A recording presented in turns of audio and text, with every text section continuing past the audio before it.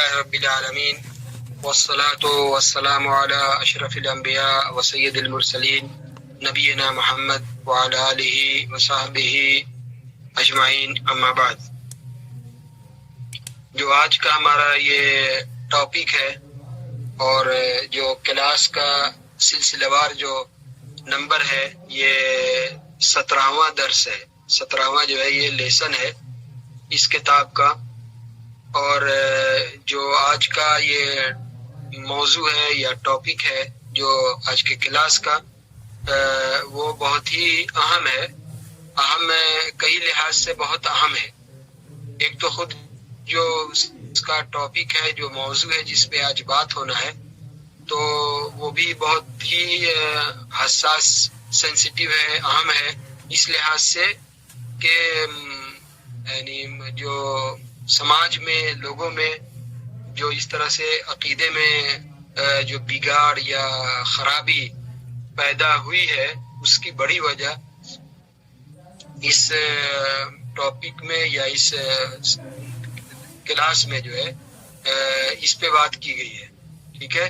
تو جو ٹاپک ہے پہلے اس کو جانتے ہیں کہ وہ کیا ہے۔ اس میں اصل میں یہ بتایا گیا ہے کہ بنی آدم مطلب ابن آدم، آدم کی اولاد، یعنی انسانیت کے اندر، یعنی اولاد آدم کے اندر جو شرک اور کفر کا آغاز ہوا ہے، اس کی وجہ کیا ہے، اس کا سبب کیا ہے، کیوں جو ہے۔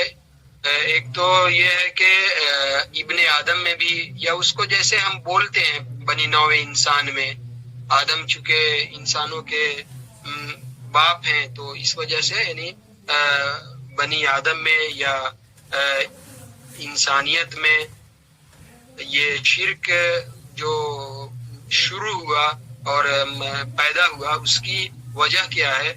اور اسی طرح سے اس میں یہ بھی ہے کہ اس روئے زمین پہ سب سے پہلے شرک اور کفر کی ابتدا کیوں ہوئی، تو ابن آدم میں بھی، بنی آدم میں بھی کیوں شرک آ گیا، اور سب سے پہلے شرک آیا تو کیوں آیا اور کیسے آیا۔ اس چیز سے اس ٹاپک میں جو ہے بحث کی گئی ہے، اس میں بات کی گئی ہے، ٹھیک ہے۔ اور اس کی جو وجہ ہے اس کا ایک نام دیا گیا ہے کہ وہ جو صالح نیک لوگ ہیں، جس میں نبی اور رسول اور اللہ کے جو نیک بندے ہیں، جن کو عام طور پہ بزرگ یا اولیاء، جو نیک بندے ہیں، وہ جو خاص لوگ نام دیتے ہیں اس کی وجہ سے نہیں، جو نیک لوگ ہیں واقعی، جن کے اندر وہ توحید ہے اور جن کے اندر وہ تقوی ہے، تو وہ نبی ہیں، رسول ہیں، اور اللہ کے جو دوسرے نیک بندے ہیں، ان سب کی مقام میں، ان کے مرتبے میں، ان کی شان میں غلو کرنا۔ غلو کا کیا مطلب ہے؟ یہی یعنی آج کے کلاس کا یا آج کے درس کا ٹاپک کا جو عنوان ہے وہ غلو ہے۔ غلو کیا ہے اس کو سمجھیں گے تو ابھی ذہن میں یہ رکھنا ہے کہ اس روئے زمین پہ سب سے پہلے شرک جو ہے کب آیا، شرک اور کفر کیسے شروع ہوا، اور آدم کی اولاد میں جو سلسلہ آدم علیہ السلام کا چلا، تو تقریباً 1000 سال تک، یعنی 1000 صدی تک نوح علیہ السلام کا زمانہ جب آیا، تب تک آدم علیہ السلام کا وہ، اس لیے کہ اس وقت جو لوگوں کی اور نبیوں اور رسولوں کی عمر بڑی لمبی ہوتی تھی۔ آدم علیہ السلام کی عمر 1000 سال سے بھی اوپر ہے، خود یہ نوح علیہ السلام کی عمر جو ہے وہ تقریباً 1000 سال ہے، 950 سال تو، اور وہ دعوت کا ہی کام کرتے رہے۔ اب آج کے زمانے میں اگر کوئی آدمی صرف اپنی عقل، جو کوئی ایسا ہوتا ہے ریشنلسٹ، اس کے حساب سے سوچے تو وہ سیدھا بول لے گا کہ یہ کیا جھوٹ ہوئی، آج آدمی 100 سال بھی نہیں جیتا ہے اور یہاں 900 اور 1000 سال جینے کی بات آ رہی ہے۔ سیدھے آدمی اس طرح سے سوچے تو، لیکن سب سے بڑی بات یہ ہے کہ اللہ، جس کی قدرت کا حال یہ ہے کہ کسی چیز کو کرنے کے بارے میں صرف یہ ہے کہ کن، یہ ہو جا، ٹھیک ہے، تو وہ چیز ہو جاتی ہے۔ یہ اللہ کی قدرت، ان اللہ علی کل شیء قدیر، اللہ کو ہر چیز پہ قدرت، پوری قدرت حاصل ہے، جس کو مطلق جو ہے وہ قدرت بولتے ہیں. تو اللہ قادر ہے کسی کی عمر جب جس زمانے میں جتنی چاہے کر دے. آج بھی لوگ 100 150 سال تک زندہ رہنے والے لوگ ہیں آج بھی. تو بہرحال وہ یہ آدم علیہ السلام کی اولاد میں بنی نوع انسان میں اور اس روئے زمین پہ جو شرک اور کفر کا آغاز ہوا آ گیا لوگوں میں، تو اس کی سب سے بڑی وجہ یہی ہے کہ وہی نیک لوگوں کی شان میں نبیوں کے رسولوں کے جو لوگ تھے ان کے بارے میں غلو سے کام لیا، انتہا پسندی سے کام لیا. جو مقام دینی لحاظ سے اور اللہ تعالیٰ نے جو دیا ہے وہ ہونا چاہیے، اس سے بہت زیادہ بڑھا چڑھا دیا. ٹھیک ہے، جو لمٹ ہے اس لمٹ کو کراس کر کے بہت زیادہ بڑھایا، یعنی قریب کے اللہ کے شان اور مقام سے ملا دے. تو یہ غلو کا مطلب ہے. تو اسی سے اس میں بات کی جائے گی. ٹھیک ہے، اب اس میں جو غلو ہے وجہ جس کی وجہ سے یہ شرک اور کفر جو ہے وہ پیدا ہوا، تو سب سے پہلے یہ جانتے ہیں کہ ہاں جو ایک جائز حد ہے یا جو یعنی مطلوب ہے کہ یہاں تک آدمی یہ حد ہے، اس حد کو نہیں پار کرنا چاہیے. تو اس حد کو جاننا چاہیے کہ وہ حد پہلے کیا ہے، کہ ہم اس حد کو پار نہ کریں، اس حد کے اندر ہی رہیں. جو باؤنڈری ہے، لائن ہے، اس سے باہر نہیں جائیں. ٹھیک ہے، ہر چیز کا جو کھیلنے والے لوگ ہوتے ہیں آپ کو پتا ہے، فٹ بال کھیلتے ہیں، کرکٹ کھیلتے ہیں، باؤنڈری ہے، باؤنڈری لائن ہوتی ہے. تو وہ حد جو ہے باؤنڈری جانے تک کہ اس کو پار نہیں کریں. تو نبیوں اور رسولوں اور دوسرے جو بھی نیک لوگ ہیں ان کے بارے میں جو دوسرے نیک لوگ ہیں ان کے بارے میں سب سے پہلی چیز تو یہ ہے کہ جو باؤنڈری کی بات ہوگی کہ اللہ کی خاطر، اللہ کے لیے ان سے محبت رکھی جائے. ٹھیک ہے، یہ ایک پرنسپل ہے، ضابطہ ہے کہ اللہ کے لیے، اللہ کی خاطر، اللہ کو راضی کرنے کی خاطر ان سے محبت کی جائے، ان کی تعظیم کی جائے اور ان کی توقیر کی جائے، ان کا احترام کیا جائے. یہ اللہ کی خاطر ہو کہ اس سے اللہ تعالیٰ جو ہے راضی ہو اور اللہ تعالیٰ نے اس کا حکم دیا ہے. یہ ایک حد ہے کہ یہ باؤنڈری ہے.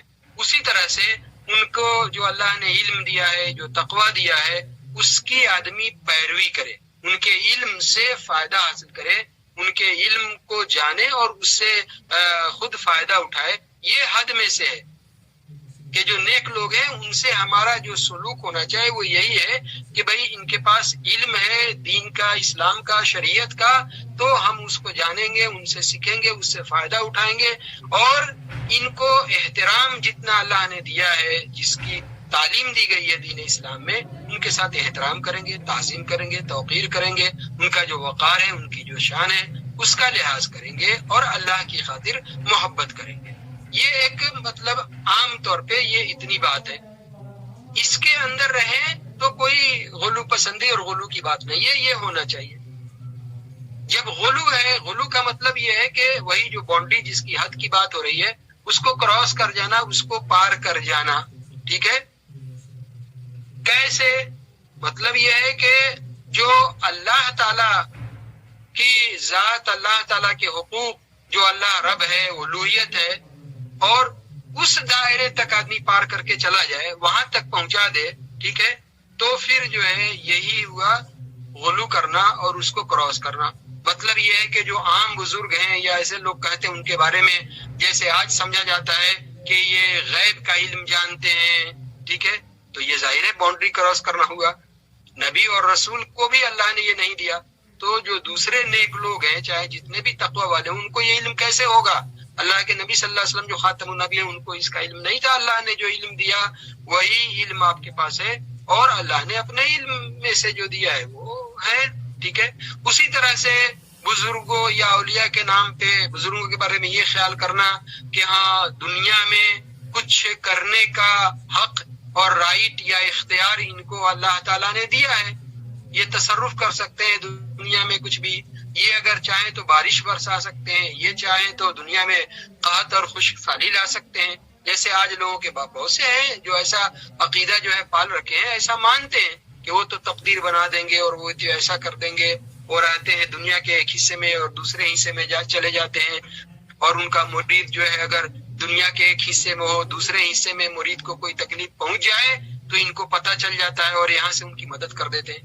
یہ سارے اختیار یا حق ایسے ہیں جو اللہ تعالی سے تعلق رکھتے ہیں، اس میں دوسرے کو شریک کیا، یہی غلو ہے۔ جیسے ایک پرائس ہے کسی چیز کا، فکس ہے، ہر کمپنی ہر چیز کا ایک پرائس ہے، اس کی جو قیمت ہے فکس کر کے رکھی جاتی ہے، اس کے بالکل ڈبل کر دے، ٹریپل کر دے، بڑھا دے تو اسی کو ہوتا ہے بڑھا دینا۔ تو اسی کا مطلب یہ غلو ہے، انتہا پسندی۔ ایک حد ہے، اس حد کو پھلانگ کر کے اور آدمی چلا جائے اس حد سے باہر، تو یہی مطلب ہے غلو کا۔ اور یہی اسی غلو کی وجہ سے نبیوں کی شان میں، رسولوں کی شان میں، نیک لوگوں، اولیاء، بزرگ، جو تقوی والے لوگ، اصل میں تقوی والے لوگ تھے اور تقوی والے لوگ ہیں، ٹھیک ہے، لیکن ان کو ان کے مقام سے بڑھا چڑھا کر کے پیش کر دیا، اور اسی کی وجہ سے یہ شرک دنیا میں آیا، کفر بھی آیا، لوگ دین سے دور بھی ہوئے۔ اس کی کچھ مثالیں جیسے نبی صلی اللہ علیہ وسلم کی شان، کچھ مثالیں، بات یہ ہے پورے تو کچھ مثالیں جیسے دیتے ہیں عام طور پہ یہ بات سمجھنے کے لیے۔ رسول اللہ صلی اللہ علیہ وسلم کا جو مقام اللہ تعالیٰ نے کتنے پیار بھرے انداز میں قرآن مجید میں ہر جگہ بیان کیا ہے، ٹھیک ہے، تو کیا رسول اللہ صلی اللہ علیہ وسلم کا جو مقام اللہ تعالیٰ نے متعین کیا ہے وہ آپ کی شان کے شایان شان نہیں ہے، آپ کی شان کے یعنی سے کم ہے، آپ کے شان کے بالکل مطابق ہے۔ اور اس سے بڑھ کر کے یہ عقیدہ رکھنا، جیسے مثال کے بہت ساری باتیں ہیں، ایک مثال کے طور پہ پڑھتے ہیں لوگ شعر نام لیے بغیر، جن لوگ ایسا عقیدہ سوچے، اب یہ عقیدہ رکھنا نبی صلی اللہ علیہ وسلم کے بارے میں، یہ کہنا کہ وہی جو مستوی عرش تھا خدا ہو کر اتر پڑا ہے مدینے میں مصطفیٰ ہو کر۔ عرش پہ اللہ، اور عرش سے اللہ تعالیٰ نے محمد صلی اللہ علیہ وسلم کی شکل میں مدینے میں اتر گیا ہے۔ آپ خود ایک عام آدمی سوچ کر کے دیکھے کہ اللہ میں اور نبی صلی اللہ علیہ وسلم میں کیا فرق ہے؟ کچھ بھی نہیں فرق۔ تو اس طرح کی چیزیں، عربی کا ایک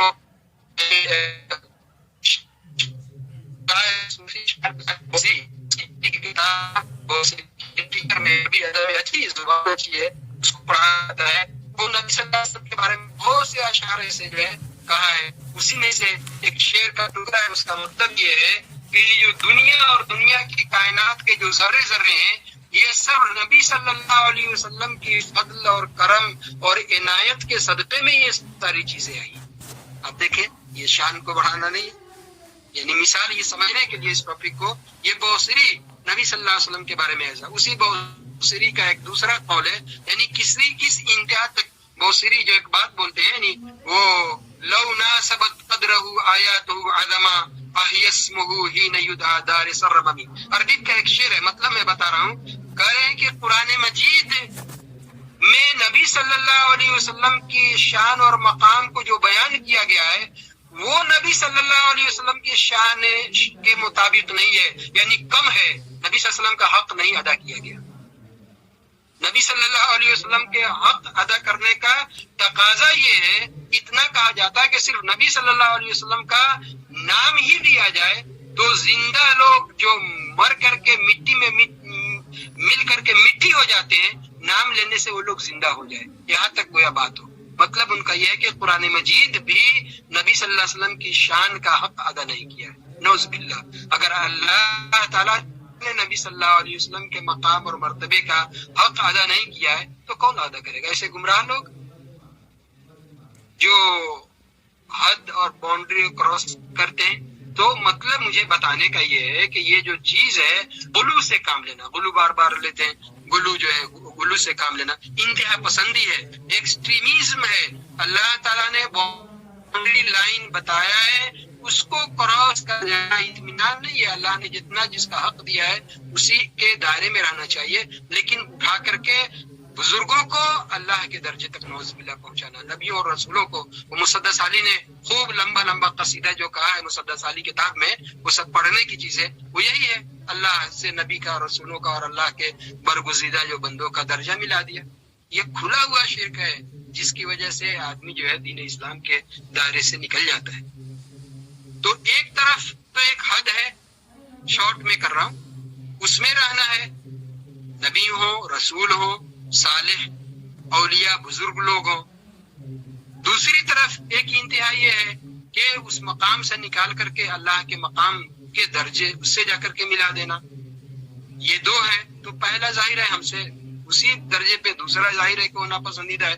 تیسری چیز ایک یہ بھی ہے، تیسری حالت کہ آدمی جفا کشی سے کام لے، جتنا حق ہے وہ حق نہیں دے، ناقدری کرے، یہ بھی ایک دوسری انتہا پسندی ہے، غلط ہے۔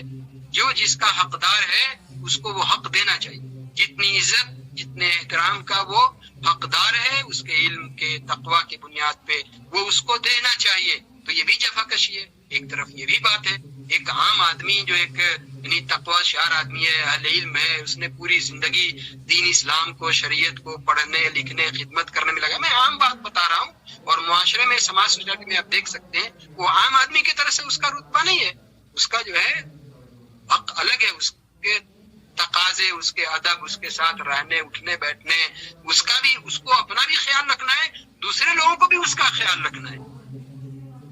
تو یہ تیسری چیز ہے کہ آدمی اس میں جو، اس لیے لوگ بولتے ہیں عام طور پہ اپنے سرکل میں یہ زیادہ، اپنے مطلب ہم لوگ جس یعنی مکتب فکر یا جس چیز کو بتاتے ہیں کہ ہاں یہی ہے سلفیات، یہ اہل حدیث ہے، کتاب اور سنت کی صحیح ترجمانی یہاں سے ہوتی ہے، تو یہاں پہ بولتے ہیں کہ یہاں پہ لوگوں کے اخلاق میں خشکی ہے، خشک اخلاق لوگ ہوتے ہیں۔ اس کا وہی مطلب ہے کہ جس کا جو حق ہے وہ دینا چاہیے، جو آداب اطوار ہے وہ رہنا چاہیے۔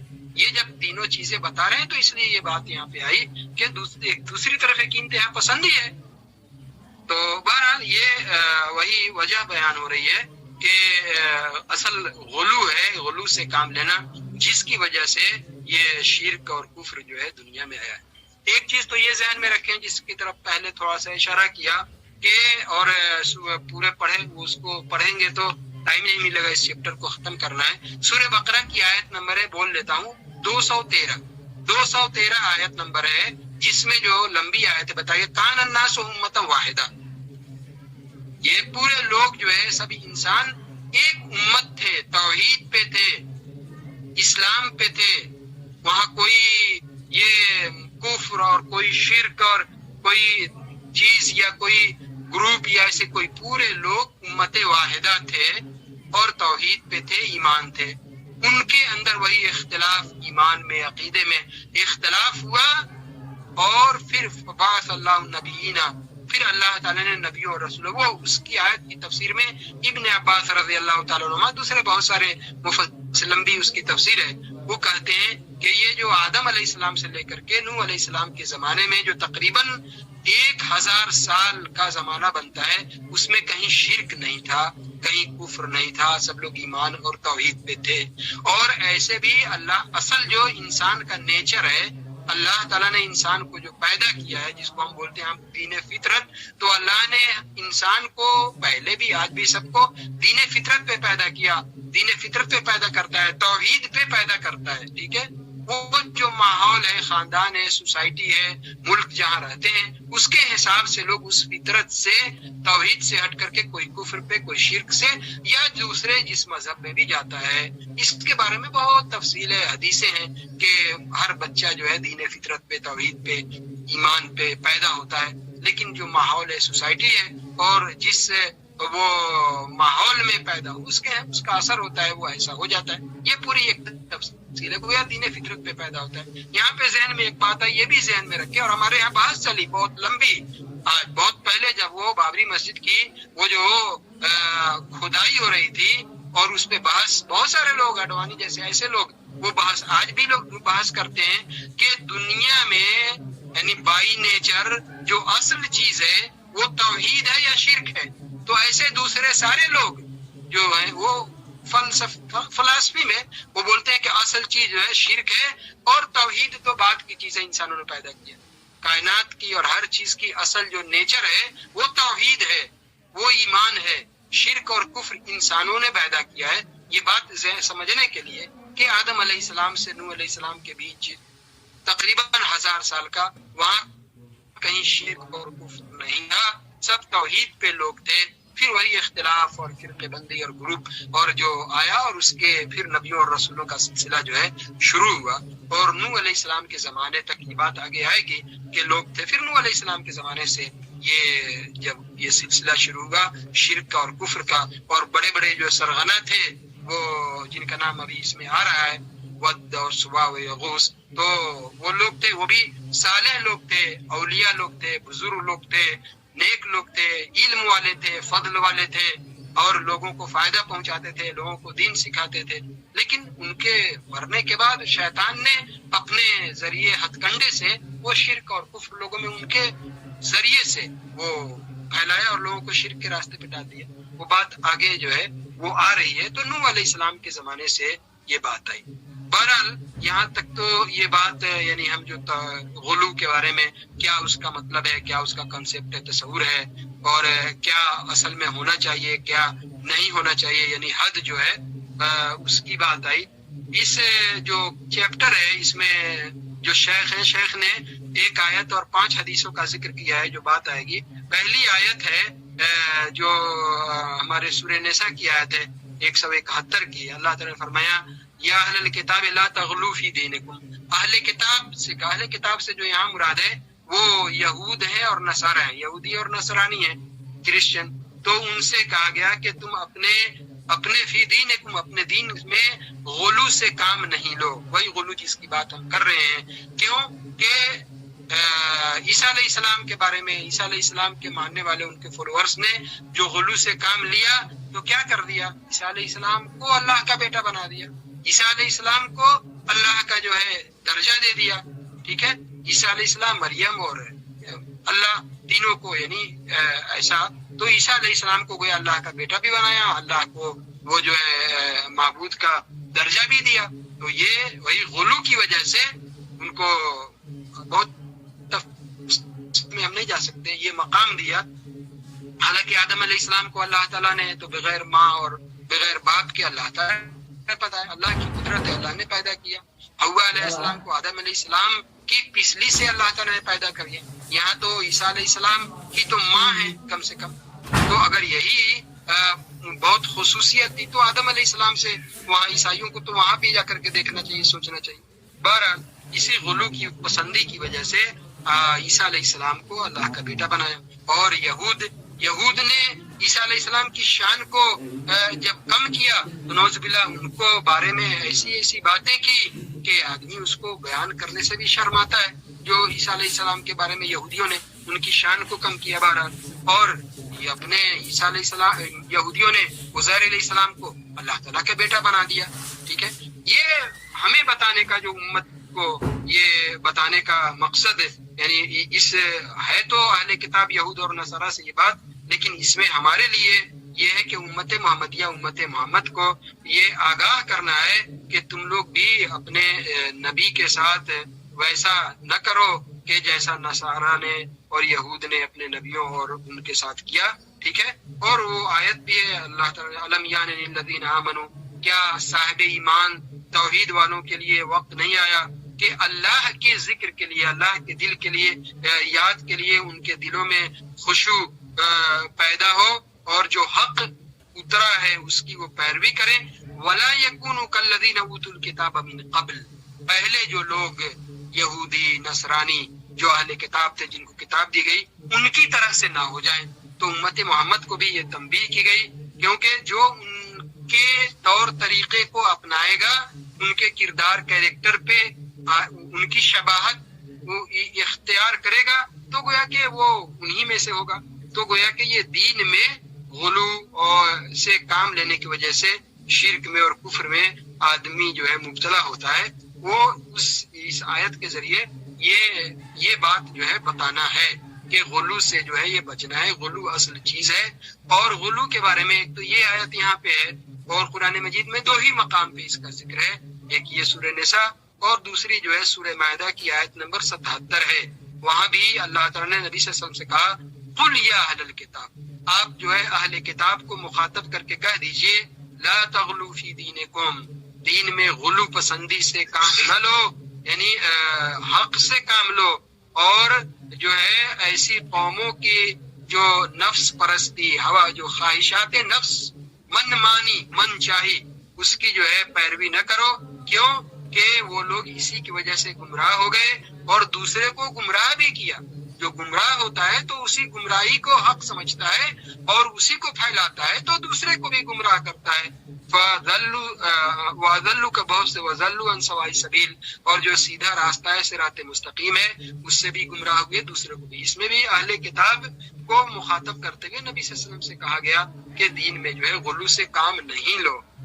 یہود اور نصارہ چونکہ نبی صلی اللہ علیہ وسلم سے پہلے یہ دونوں عیسیٰ اور موسیٰ علیہ السلام ہیں، تو عام طور پہ ان کو مخاطب کر کے امت محمد کو آگاہ جو ہے کیا گیا ہے، خبردار کیا گیا ہے کہ ان کی روش سے، ان کے رویے سے جو ہے یہ بچ کر کے رہنا ہے. تو یہ ایک آیت کا یہاں شیخ نے ذکر کیا. 2 آیتیں ہیں غلو کے بارے میں، جو اس کا میں نے وہ جس کی طرف اشارہ کیا. تو بات سمجھ میں آ رہی ہے کہ اصل جو گمراہی یا شرک اور کفر جو پھیلنے کی وجہ ہے، اس کی بڑی وجہ یہی ہے غلو پسندی سے کام لینا. اس کی تعریف جس کی طرف تھوڑا تھوڑا اشارہ کیا گیا، اب وہ آگے بات آ رہی ہے. صحیح حدیث میں ہے، ابن عباس رضی اللہ تعالیٰ عنہما کہتے ہیں یہ کہ اللہ تعالیٰ نے یہ جو قرآن مجید میں کہا کہ نوح علیہ السلام نے جب اپنی قوم کے لوگوں کو ایمان کی اور توحید کی طرف بلایا، دعوت دی، تو نوح علیہ السلام نے کتنی لمبی دعوت دی. اور نوح علیہ السلام پوری سورہ نوح ہی ہے، اس کو پڑھنا چاہیے، خاص طور سے جو دعوت دین اور اس میدان میں کام کرتے ہیں. تو اس میں ان کو سب سے زیادہ ہمت اور حوصلے کی ضرورت پڑتی ہے کہ وہ آدمی جو ہے مایوس ہونے لگتا ہے معاشرے اور سماج کو دیکھ کر کے کہ کدھر جا رہا ہے اور اکیلا کچھ لوگ کیا کر سکتے ہیں. تو اس لیے قرآن مجید جو ہے یہ طاقت اور ہمت اور حوصلے کی کتاب ہے. سورہ نوح کو پڑھنا چاہیے.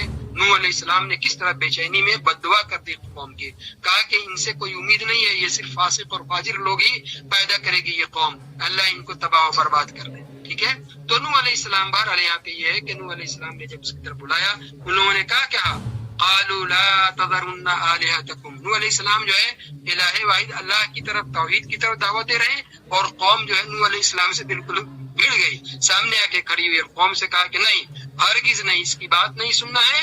اپنے جو خدا ہیں، معبود ہیں، ان کو بالکل چھوڑنا نہیں ہے، ہرگز ان کو چھوڑنا نہیں ہے. اور تم جو ہے بالکل نہیں چھوڑو کس کو؟ ود کو، ان کے جو ہے ایک جس کو معبود بنا لیا. لیکن یہ 5 آدمی سب وہی صالح بزرگ نیک لوگ تھے جو خیر پھیلاتے تھے، دین پھیلاتے تھے، اسلام پھیلاتے تھے، تقوی پہ تھے، توحید کے راستے پہ تھے. یہ بتایا تو کہا کہ جو نہیں، تم کبھی بھی اس جو ود یعنی 5 بزرگ ہیں ان کو چھوڑنا نہیں، ان کا دامن. اور وہ یعنی اس وقت تک یہ لوگ مر چکے تھے. بات آگے آ رہی ہے، یہ 5 لوگ گزر چکے تھے. پہلے کیا ہوا کہ یہ لوگ تو نیک تھے، لوگوں کو دین سکھاتے تھے، لیکن شیطان کیسے اپنے ہتھ کنڈے میں لیتا ہے یا کیسے اپنے جال میں پھانستا ہے.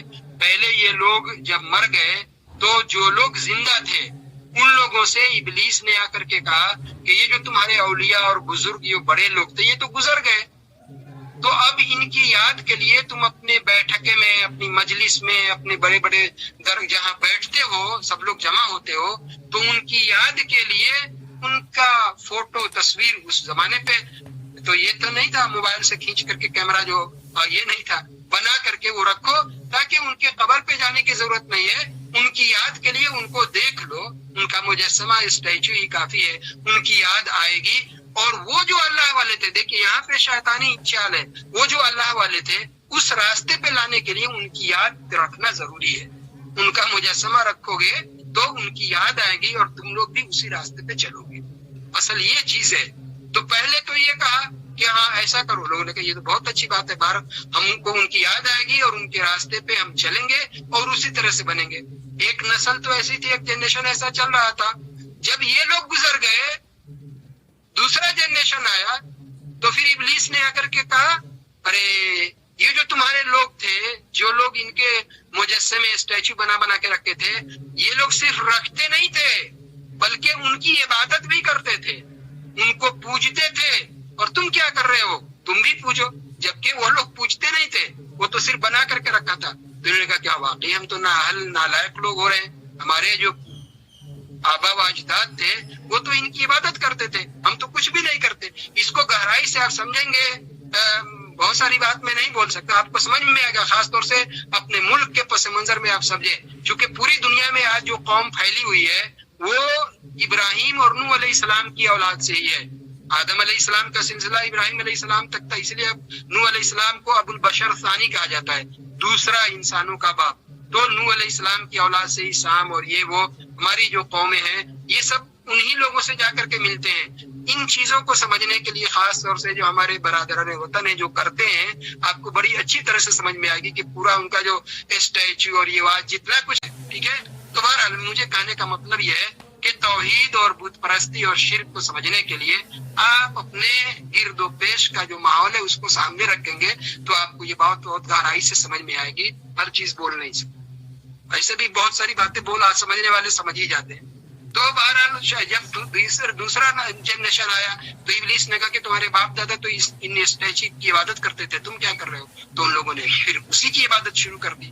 اس طرح سے یہ شرک جو ہے دنیا میں پھیل گیا، اور اسی عراق کے اور اس علاقے میں پھر طوفان آیا، اور ایسا ہوا کہ یہ جو ہے وہ پوری تفصیل ہے، یہ ان کے بہت سارے مجسمے وہ بہا کر کے جدہ تک بھی گئے، اور وہی ایک اس میں بھی ہے کہ عمر بن جو ہے وہ لوہی وہ جو تھا، اور اس نے جب وہ ان علاقوں میں آیا تو وہاں سے آ کر کے یہ پتھر یہ مجسمے جو ہے وہ لے کر کے گیا، اور اس کو جا کر کے اس نے مکے میں اور اہل عرب میں بھی ان اسٹیچو کا جا کر کے پرچار کیا اور ان کو لگایا، اور اس طرح سے وہاں بھی بت پرستی آئی، وہاں بھی صنم پرستی آئی، وہاں بھی لوگ بنائے، اپنے اپنے ہر گھر میں اس کا اپنا جو ہے بت ہے، اپنا خدا ہے بنا کر کے رکھا۔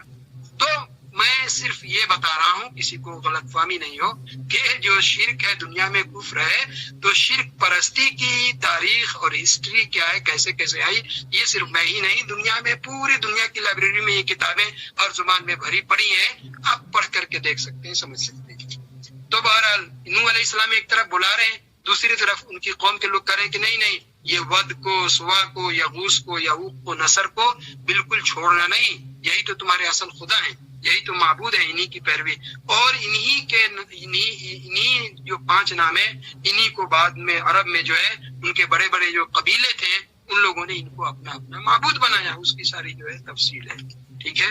تو کہتے ہیں ابن عباس رضی اللہ تعالیٰ عنہ اس کی تفسیر میں کہ یہ جو نام ہے نا 5 بڑے بڑے نام، یہ جو ہے نوح علیہ السلام کی قوم میں بڑے بڑے صالح بزرگ نیک اولیاء لوگ تھے، صحیح معنوں میں جو تقوی صفت لوگ تھے، یہ وہ لوگ ہیں، اور انہی لوگوں کو ان لوگوں نے بت بنا لیا تھا، اپنا خدا جو ہے دیوتا بنا لیا تھا۔ نوح علیہ السلام نے ان کو اس سے روکنے کے لیے دعوت دی، لیکن ان لوگوں نے مانا نہیں، نوح علیہ السلام نے پھر بد دعا بھی کی۔ کہتے ہیں آگے کہ ابن عباس رضی اللہ عنہ کہ یہ بڑے بڑے جب لوگ تھے، یہ لوگ گزر گئے، وفات پا گئے، تو شیطان نے آ کر کے قوم کے لوگوں کے کان میں پھونکا۔ وحی کا جو ہے مطلب ہوتا ہے، وہی صرف قرآن اترتا، وحی کا مطلب ہوتا ہے کوئی بات اشارے میں وہ دل میں اتار دینا، کوئی بات الہام کر دینا، ٹھیک ہے ایسا۔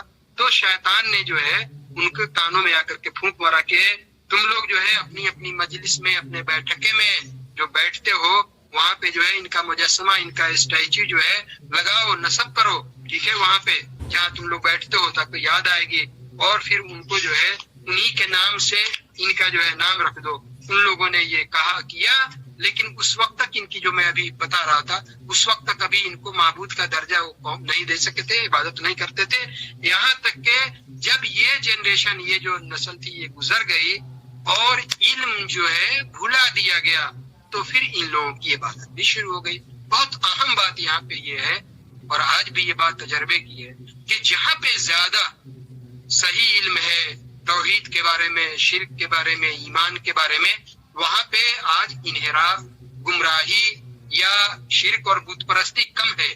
مطلب یہ کہ علم ایک نور ہے، روشنی ہے، اس لیے آدمی کو اپنے اپنے گھروں میں یہ ماحول علم کا بنانا چاہیے، ایمان کے بارے میں، توحید کے بارے میں، شرک کے بارے میں کتابیں پڑھنا چاہیے، ہر گھر میں چھوٹی ایک لائبریری ہونی چاہیے، ہر کام کو 24 گھنٹے میں گھر میں کیا جاتا ہے، جائزہ لے کر کے دیکھیں کیا 24 گھنٹے میں کوئی ایسا کام بھی ہے کہ آدھے گھنٹے 1 گھنٹے کے لیے بیٹھتے ہو کہ چلو سب ساتھ میں بیٹھتے ہیں، 10 منٹ ایک سورہ پڑھ کے اس کا ترجمہ پڑھتے ہیں، کوئی حدیث پڑھ کے اس کا ترجمہ پڑھتے ہیں، یہی علاج ہے۔ دین کی طرف آنے کے لیے شرک سے، اور یہ جتنی بھی آج ارتداد کا اور دین کا اور یہ ایک دوسری طرف بالکل سر چڑھ کے جو بول رہے ہیں کہ ہم مسلمان اپنے دین سے حقیقت سے دور ہٹ رہے ہیں، تو دوسرے لوگ تو یہ علم کی روشنی، ایمان کی روشنی، توحید کی روشنی جب تک رہے گی، یہی ہوا، اس کو بھلا دیا گیا تو لوگوں نے ان کی عبادت شروع کر دی۔ تو مطلب میرا یہ ہے کہ یہ علم بہت مضبوط چیز ہے۔ لوگ سمجھتے ہیں یہ صرف مولویوں کے کرنے کا کام نہیں ہے، مولویوں کے مدرسے میں پڑھ لیا وہ کام نہیں ہے، ٹھیک ہے ہم نے پڑھا ہے، ہمارا کام ہے، ہم اس کو بتائیں گے۔ مسلمان کی حیثیت سے آپ کو اسلام کو سمجھنا، پڑھنا، توحید کیا ہے، ایمان کیا ہے، شرک کیا ہے، یہ جاننا ضروری ہے، اسی طرح سے جس طرح سے آپ کے لیے کھانا، پانی، سانس لینا، آکسیجن ضروری ہے، اسی طرح سے یہ بھی ضروری ہے۔ آپ کی روحانی زندگی کے لیے آکسیجن ہے، یہ نہیں ہے تو آپ دیکھیں گھر کا گھر تباہ ہو رہا ہے، اس کو پتہ ہی نہیں ہے لا الہ الا اللہ کیا ہے، رسول کیا ہے، ان کا حق کیا ہے، اللہ کا حق کیا ہے۔ تو یہ سب علم سے آئے گا۔ بہرحال یہاں پہ بات چونکہ اس کی ہے کہ علم اٹھ گیا ہے تو دھیرے دھیرے وہ اٹھ رہا ہے، اس کو پڑھنا ہوگا، سمجھنا ہوگا، لوگوں کو بتانا ہوگا، لوگوں کے اندر یہ چیزیں لانی ہوگی، تو پھر ان کی عبادت شروع ہوگی۔ ابن قیم جو شیخ الاسلام ابن تیمیہ کے بہت بڑے یعنی شاگرد ہیں، کتنی کتابیں ہیں ان کی، تو وہ کہتے ہیں کہ وہ سلف کے علماء میں سے اکثر علماء نے یعنی یہ بات کہی ہے کہ جب یہ جو ود، سوا، یغوث، نصر جن کا بڑا بڑا جو یہ نام آیا ہے، جب یہ لوگ گزر گئے، دنیا سے مر گئے، تو قوم کے لوگوں نے ان کے قبر پہ آ کر کے اسی کو مزار بنایا، درگاہ بنایا، اسی پہ جو ہے وہ سجدے کر رہے ہیں، یعنی اسی کو قیام گاہ بنا لیا، ان کی یاد کے لیے ان کا میسج اور پیغام تو بھلا دیا، لیکن قبر کو آ کر کے عبادت خانہ بنا دیا۔ اللہ کے رسول صلی اللہ علیہ وسلم پوری زندگی جو میسج دیتے رہے، بتاتے رہے، اللہ کے نبی صلی اللہ علیہ وسلم نے اس چیز کا پورا خیال کیا کہ کہیں بھی ذرہ برابر ایمان اور توحید کے معاملے میں کوئی خراش، کوئی چھینٹ کہیں پہ نہیں آئے۔ اس کے لیے نبی صلی اللہ علیہ وسلم نے کام کیا، ایک ایک چیز پچھلی کی قوموں یہود اور نصارہ کے کرتوت کو یاد دلا کر کے کہا، اس کو تو آپ بھلا دیے، لیکن اللہ کے نبی صلی اللہ علیہ وسلم کے نام پہ صرف زبان سر کٹانے کے لیے تیار ہے، اللہ کے نبی کے پیغام کو کہاں پیچھے ڈال دیا، اور اللہ کے نبی کے دین کے شرک ہو رہا ہے، سارا کچھ ہو رہا ہے، یہی ان قوموں نے کیا۔ پھر کہتے ہیں کہ دوسرے مرحلے میں ان لوگوں نے ان کا جو ہے وہی مجسمہ بنایا، اسٹیچو بنا دیا، تو جس کی طرف ہم نے پہلے اشارہ کیا، اور پھر ایک وقت آیا کہ جب وہ وقت گزر گیا اور بھول گئی، دوسرا تیسرا جنریشن آ گیا، لوگ بھول گئے، تو پھر دوسرے تیسرے جنریشن نے جس کو حقیقت معلوم نہیں ہے، ان لوگوں نے یہ جو بزرگ لوگ تھے ان کی عبادت شروع کر دیا، ان کو دیوی دیوتا معبود کا درجہ دے دیا، ان کی عبادت کرنے لگے، جبکہ اصل میں وہ انسان تھے، جیسے آج ہے رام ہے، انسان ہے، رام کے بارے میں ساری دنیا جو مان ہے وہ بھی مانے کہ وہ انسان ہے۔ بھئی انسان کہیں معبود کیسے ہو سکتا ہے؟ ہم ان کا ریسپیکٹ کرتے ہیں، احترام کرتے ہیں، اچھے نیک لوگ تھے، جس مذہب کے جن کا جو بھی ہو، انسان کے حیثیت سے ہمارا احترام ریسپیکٹ کرنا ہمارا فرض ہے، اسلام ہمیں اس کی تعلیم دیتا ہے۔ لیکن کوئی بھی آدمی اللہ کے بعد نبی صلی اللہ علیہ وسلم نبیوں اور رسولوں میں سب سے بڑا مقام رکھتے ہیں، وہ معبود کا درجہ نہیں لے سکتے، اور پوری زندگی اسی کی تعلیم دیتے رہے کہ صرف اللہ معبود ہے، تو دوسرا تیسرا چوتھا کیسا ہے کہ ہم اس کو ریسپیکٹ ہے کرنا ہے، بس جس کے لیے کوئی خدا ہوگا وہ ہوگا۔ تو بہرحال یہ اس میں ہے۔ پھر اس کے بعد آگے جو ہے وہ عمر رضی اللہ تعالیٰ عنہ کی ایک روایت ہے، وہ بیان کرتے ہیں کہ رسول اللہ صلی اللہ علیہ وسلم نے فرمایا، وہی جو میں ابھی بتا رہا تھا کہ اللہ کے نبی صلی اللہ علیہ وسلم نے کس طرح سے ایک ایک چیز کا خیال کیا ہے کہ قوم میں شرک نہیں آئے، بگاڑ نہیں آئے ایمان اور عقیدے میں۔ یہی تو بات ہے، کہنے کے لیے معمولی بات ہے، لیکن ایسے دیکھیں تو یہ کتنی بڑی بات ہے۔ ایک صحابی نے نبی صلی اللہ علیہ وسلم کے سامنے یہ کہہ دیا کہ ما شاء اللہ و شئت، اللہ نے چاہا اور جو آپ نے چاہا۔ نبی صلی اللہ علیہ وسلم کا چہرہ سرخ ہو، کہا کہ اجعلتنی للہ ندا، تم نے اللہ کا مجھے جو ہے ساجدار پارٹنر بنا دیا۔ ایسا نہیں کہو، یہ کہو ما شاء اللہ ثم شئت، جو اللہ نے چاہا اور پھر آپ نے چاہا۔ ایک تو کہا کہ پہلے صرف اتنا ہی کہو کہ جو اللہ نے چاہا، اللہ کے چاہنے سے ہوتا ہے۔ اگر تم کہہ سکتے ہو پھر آپ نے جو چاہا، تو جو اتنی چیز کا خیال رکھتے تھے، اور آج نبی صلی اللہ علیہ وسلم پہ ایمان رکھنے والی امت جو ہے شرک کے دلدل میں پھنسی ہوئی ہے. کیوں؟ حقیقت جو علم ہے اس کو تو بلا دیا ہے، جو کتاب و سنت ہے اس کو تو چھوڑ دیا ہے. عمر رضی اللہ تعالیٰ کہتے ہیں کہ رسول اللہ صلی اللہ علیہ وسلم نے فرمایا وہ لا تطرونی، میری شان نہ بڑھاؤ، میرے مقام اور مرتبے سے پہلے شروع میں اشارہ ہوا کہ غلو پسندی انتہا پسندی سے کام نہیں لو، کما اطرت النصارى ابن مریم، جیسے نصارہ نے یعنی کرسچن جو ہیں جو دعوے دار ہیں کہ ہم ان کے راستے پہ ہیں تو نہیں، کہ عیسیٰ علیہ السلام کی شان کو بڑھایا، شان کو بڑھا کر کے اللہ کا بیٹا بھی بنایا اور معبود بھی بنایا. نبی صلی اللہ علیہ وسلم نے کہا، نبی صلی اللہ علیہ وسلم کو اللہ تعالیٰ ایک ایک چیز کا علم دیا تھا. کہا کہ لعن اللہ الیہود والنصارى، یہود اور نصارہ پہ اللہ کی لعنت ہو، اتخذوا قبور انبیاء مساجد، اپنے نبیوں کی قبروں کو ان لوگوں نے عبادت گاہ بنا لیا. نبی صلی اللہ علیہ وسلم کو اس بات کا پورا یہ تھا، اس لیے اپنی امت کو متنبہ کرتے تھے، آگاہ کرتے تھے. کہا کہ کیا کہو، انما انا عبد اللہ، میں اللہ کا بندہ ہوں، اللہ کا بندہ کہو، اور تم کیا کہو، عبد اللہ و رسولہ، اللہ کا بہت باریکی ہے اس میں، میں اللہ کا بندہ ہوں اور اللہ کا رسول ہوں، تو مجھے اللہ کا بندہ کہو اور اللہ کا رسول جانو. اللہ کا بندہ جو اللہ نے ہمیں یہ پیغام میسج دیا ہے اور جو دنیا کو ہم بتا رہے ہیں وہ صرف ایسا ہی نہیں ہے، اس پہ عمل کیا اللہ کے نبی صلی اللہ علیہ وسلم نے. آپ دیکھیں اس کا یعنی ایک کنواں رائی برابر بھی آج ہمارے ساتھ نہیں ہو رہا ہے. جس آدمی کو مکے میں امین اور صادق سچا کہا جاتا ہو اور نہ ماننے کے باوجود امانتیں رکھی جاتی ہوں، اسی شخص کے قتل کے فیصلے ہو رہے ہیں. جب نبی صلی اللہ علیہ وسلم نے ہجرت کی، ہجرت بھی کہا 2.5 گھنٹے رکھتے ہیں غار ثور پہ جانے کے لیے. آج کیا دین اسلام کے کام کرنے والوں کے لیے ہمارے آپ کے ساتھ کیا ہوتا ہے، تھوڑی سی کوئی بدگمانی پال لیتا ہے، ہم اور تکلیف میں پڑ جاتے ہیں، فلاں آدمی نے ایسا کر دیا، فلاں آدمی نے ایسا کر دیا. نبی صلی اللہ علیہ وسلم کے ساتھ جو ہوا وہ تو سوچ بھی نہیں سکتے. مکے سے نکلنے مجبور کر دیا، مدینے گئے، وہاں بھی گئے، کیا آپ کے ساتھ بہرحال وہ پوری سیرت کی کتاب کیا نہیں ہوا. تو آج جو ہے یہ اسلام اور دین کا کام کرنے کے لیے یہ سب کے لیے آدمی کو تیار رہنا پڑے گا. یہ آسان دین کا کام جو ہے بہت ہی بڑا یعنی بہت ہی عزت والا کام بھی ہے، اور یہ کام ایسا ہے کہ بہت پتے ماری کا کام ہے، آپ کو ہر چیز کے لیے تیار رہنا پڑے گا. تو کہا کہ میری شان جو ہے اللہ کا بندہ ہوں، عبد، اللہ کی عبدیت، اس کے حق کو ادا کیا، یہ مجھے بولو، اور اللہ کا میں رسول ہوں، اللہ کا پیغام اللہ نے مجھے اس کے لیے سلیکٹ کیا، منتخب کیا، میں بتاتا ہوں، یہی جو ہے میرا کام ہے. یہ بخاری اور مسلم شریف کی روایت ہے. پھر اللہ کے رسول صلی اللہ علیہ وسلم نے کہا کہ دیکھو ایاکم الغلو، وہی بات اسی پہ، چونکہ ٹاپک ہی وہی ہے کہ خبردار غلو پسندی سے، انتہا پسندی سے، غلو کرنے سے بالکل بچنا، پرہیز کرنا. کیوں کہ تم سے پہلے جو بھی قومیں تھیں صرف غلو پسندی کی وجہ سے ہلاک، تباہ اور برباد ہوئی ہیں. اور مسلم شریف میں ہے، عبداللہ بن مسعود رضی اللہ تعالیٰ عنہ بیان کرتے ہیں، رسول اللہ صلی اللہ علیہ وسلم نے فرمایا کہ وہ لوگ ہلاک ہو گئے، تباہ و برباد ہو گئے جو لوگ غلو کرنے والے ہیں. ٹھیک ہے، حدیث کے جو الفاظ ہیں اس کی تفصیل میں ہم نہیں جاتے، کہ جو لوگ جو ہے غلو پسندی سے کام لینے والے، غلو کرنے والے ہیں، وہی لوگ تباہ و برباد ہوئے. اس بات کو نبی صلی اللہ علیہ وسلم نے 3 بار دہرایا، یعنی غلو سے کام لینے والے، غلو کرنے والے وہ جو ہے ہلاک ہو گئے، تباہ و برباد ہو گئے. تو نبیوں کے ساتھ بھی، رسولوں کے ساتھ بھی، نیک لوگوں کے ساتھ بھی، کسی میں ایمان کے معاملے میں، عمل کے معاملے میں، عبادات کے معاملے میں، اخلاق کے معاملے میں، کسی بھی معاملے میں انتہا پسندی سے کام نہیں لینا ہے. اعتدال ہے، توازن ہے، بیلنس ہے. دین اسلام اپنے آپ میں کمپلیٹ ہے.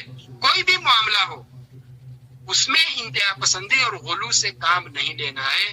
جو صحیح اعتدال جو اللہ تعالیٰ کو مطلوب ہے اسی پہ کرنا ہے. جس کا جو مقام ہے اتنا ہی رکھنا ہے، اس سے زیادہ جو ہے یہ اس چیپٹر میں اس کی حیثیت ہے اتنا ہی ہے، اسی کی بنیاد پہ پورے اسلام کو رکھ کے نہیں تولنا ہے. تو ہر معاملے میں، چاہے ایمان کا معاملہ ہو، عقیدے کا معاملہ ہو، عبادات کا معاملہ ہو، اخلاق کا معاملہ ہو، ہر چیز میں آدمی کو بیلنس، اعتدال اور توازن سے کام لینا ہے. انتہا پسندی سے جو ہے کام نہیں لینا ہے. کتنی بڑی بات کہہ دی ہے وہ مشہور شاعر ہیں چچا غالب، یعنی بہت فلسفیانہ بات. ایک ہی جملے، یہ آخری بات ہے میری، اس کو یعنی اللہ کے درجے کو کس طرح رکھا، نبی صلی اللہ علیہ وسلم کے درجے کو کس طرح رکھا. اتنا ہی کہا، بعد از خدا بزرگ توئی قصہ مختصر.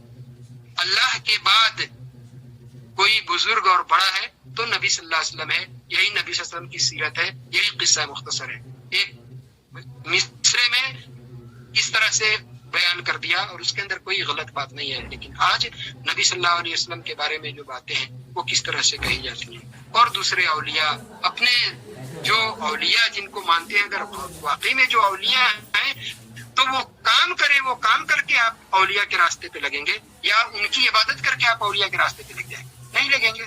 پر اللہ تعالیٰ سے دعا ہے کہ اللہ تعالیٰ ہم لوگوں کو صراط مستقیم کی سمجھ دے اور اس پہ استقامت کے ساتھ عمل